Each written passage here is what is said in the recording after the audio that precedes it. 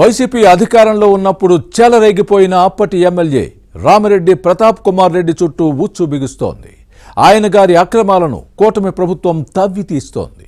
దీనికి తోడు ముఖ్య అనుచరులు రివర్స్ అవుతున్నారు. కేసుల్లో అప్రూవర్గా మారితే జైలుకు వెళ్లక తప్పదన్న ప్రచారము జరుగుతోంది.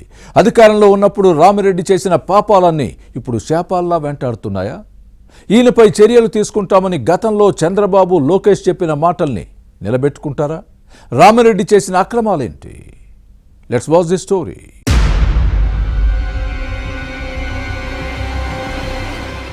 అధికారంలో ఉన్నప్పుడు భూదందాలు, దోపిడీతో చెలరేగిపోయిన నెల్లూరు జిల్లా కావలి వైసీపీ మాజీ ఎమ్మెల్యే రామిరెడ్డి ప్రతాప్ కుమార్ రెడ్డి చుట్టూ ఉచ్చు బిగుస్తోంది. కూటమి ప్రభుత్వం ఈయన గారి అక్రమాలను తవ్వితీస్తోంది. ఒకప్పుడు అనుచరులుగా ఉన్న వారు కూడా రామిరెడ్డి వ్యవహారంలో అప్రూవర్స్ గా మారతామని ప్రకటించడంతో మాజీ ఎమ్మెల్యేకి ప్యాంటులు తడుస్తున్నాయట. కటకటాల్లో ఊచలు లెక్క పెట్టాల్సి వస్తుందేమోనని టెన్షన్ పడుతున్నారని టాక్.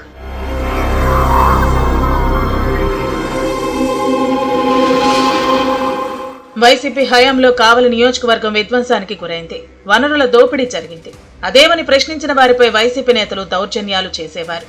దీంతో 2019 మే వరకు ప్రశాంతంగా ఉన్న కావలిలో ఆ తర్వాత అరాచకం రాజ్యమేలింది.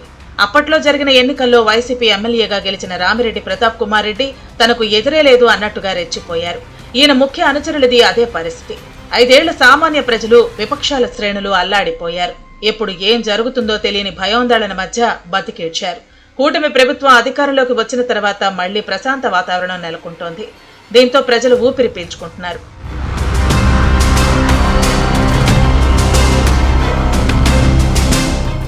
జగన్ జమానాలో కావలి నియోజకవర్గంలో అక్రమ లేఅవుట్లు, భూదందాలు, గవర్నమెంట్ ల్యాండ్స్ కబ్జాలు యథేచ్ఛగా సాగాయి. రామిరెడ్డి ముఖ్య అనుచరులు కేవలం పట్టణ పరిధిలోనే 1000 కోట్ల విలువైన ప్రభుత్వ, ఇరిగేషన్, పోరంబోకు భూములను ఆక్రమించి లేఅవుట్లలో కలిపేసుకున్నారనే ఆరోపణలు వచ్చాయంటే ఇది ఏ స్థాయిలో జరిగిందో అర్థం చేసుకోవచ్చు. ఇతరులు ఎవరైనా వెంచర్లు వేయాలంటే కప్పం కట్టాల్సి వచ్చేది. ఒక్కో ఎకరానికి 10 లక్షల నుంచి 20 లక్షల రూపాయల వరకు రామిరెడ్డికి ఇచ్చుకోవాల్సి వచ్చేదన్న ఆరోపణలు ఉన్నాయి. సొంత పార్టీ నేతలు, ఇతరులు అన్న తేడా లేదు. భూదందా కోట్లలో సాగిందట. అయితే తనకేమీ తెలియనట్టు శుద్ధపూసల బిల్డప్ ఇచ్చేవారు.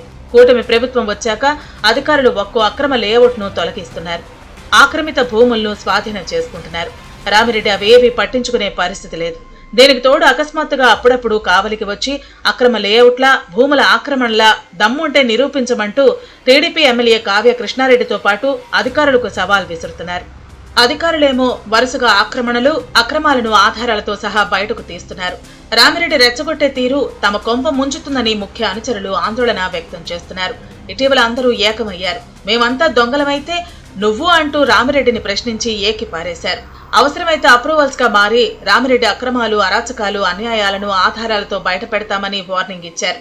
అదే జరిగితే ఇప్పటికే ఏకాకిగా మిగిలిన రామిరెడ్డి జైళ్ల చుట్టూ తిరక్క తప్పదనే చర్చ సాగుతోంది.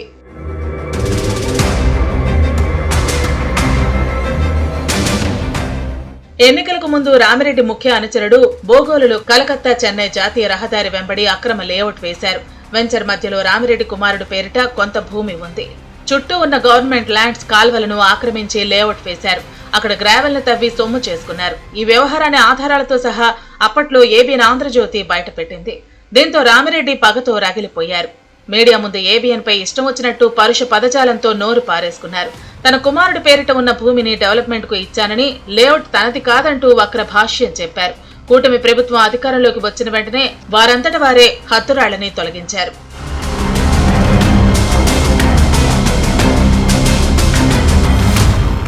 అక్రమ లేఅవుట్లు, ఇసుక రవాణా, బీచ్ శాండ్ కల్తీ, గ్రావెల్, మట్టి తవ్వకాలు, ప్రభుత్వ కార్యాలయాల నుంచి నెలసరి మామూళ్లు, రేషన్ బియ్యం మాఫియా వ్యవహారాల్లో రామిరెడ్డి భారీగా వెనకేసుకున్నారన్న ఆరోపణలు ఉన్నాయి.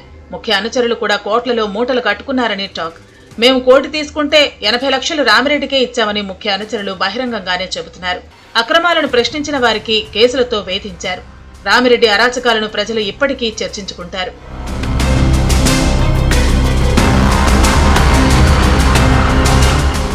యువగళం పాదయాత్రలో లోకేష్ రామిరెడ్డి అవినీతి అనకొండ అంటూ ఆరోపించిన విషయాన్ని గుర్తుపెట్టుకోవాలి. అన్ని ఆధారాలు తమ దగ్గర ఉన్నాయని, అధికారంలోకి వచ్చాక వదిలే ప్రసక్తి లేదని వార్నింగ్ ఇచ్చిన అంశాన్ని ప్రస్తావించుకోవాలి.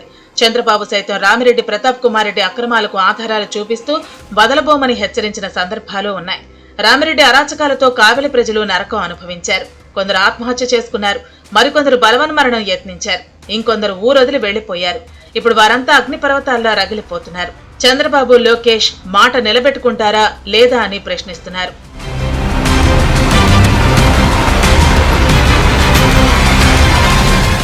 మాజీ ఎమ్మెల్యే రామిరెడ్డి ప్రతాప్ కుమార్ రెడ్డికి ప్రస్తుత టీడీపీ శాసనసభ్యుడు కావ్య కృష్ణారెడ్డి కొరకరాని కొయ్యగా మారారు. కృష్ణారెడ్డి కూటమి పార్టీల నేతలు ఎక్కడో ఒకచోట తప్పులు చేయకుండా ఉంటారా? వాటిని ఎత్తి చూపి ప్రజల్లోకి రావచ్చని రామిరెడ్డి అండ్ కో భావిస్తోంది. కానీ కావలి టీడీపీ ఎమ్మెల్యేలపై ఎక్కడా ఒక్క రిమార్క్ కూడా లేదు. పైగా అభివృద్ధిని పరుగులు పెట్టిస్తున్నారు. పరిశ్రమలు వస్తున్నాయి, ఎయిర్పోర్టు పనులు ప్రారంభం కానున్నాయి. దీంతో వైసీపీ నేతలకు నిద్ర పట్టనివ్వటలేదు. రామిరెడ్డి అండ్ కో అవినీతి, అక్రమాలు, అరాచకాలపై చట్టపరమైన చర్యలు ఎప్పుడు తీసుకుంటారా అని జనం చర్చించుకుంటున్నారు. ముఖ్య అనుచరులే అప్రూవల్స్ గా మారేందుకు సిద్ధమవుతున్న సమయంలో రామిరెడ్డి జైలుకు వెళ్లక తప్పదన్న ప్రచారం సాగుతోంది. ఏం జరుగుతుందో చూడాలి.